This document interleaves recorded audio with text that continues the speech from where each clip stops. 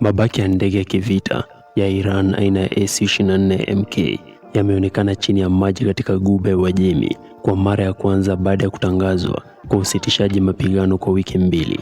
Mabaki hayo yalikuwa yakitolewa na wapiga mbizi kutoka Qatar. Ndege hizo mbili za bomba zilikuwa zimeondoka Iran tarehe 2 Machi mwaka 2026 na kuelekea Qatar kushambulia malengo. Moja ilikusudiwa kushambulia kituo cha anga cha Al Udeid ambako wanajeshi 10,000 wa Marekani walikuwa wamepangwa, na nyingine kiwanda cha kusafisha mafuta cha Ras Laffan.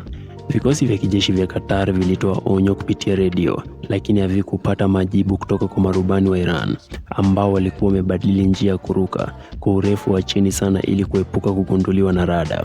Chanzo kingine kilisema ndege hizo zilitambuliwa kwa macho na kupigwa picha zikiwa zimebeba mabomu na silaha zinazoongozwa.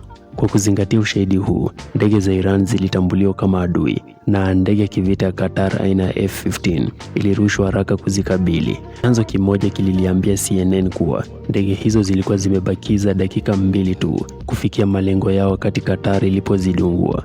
Ndege ya kivita ya Qatar ilizishambulia ndege hizo mbili katika mapambano ya angani kabla ya kuzidungua juu ya Ghuba ya Uajemi.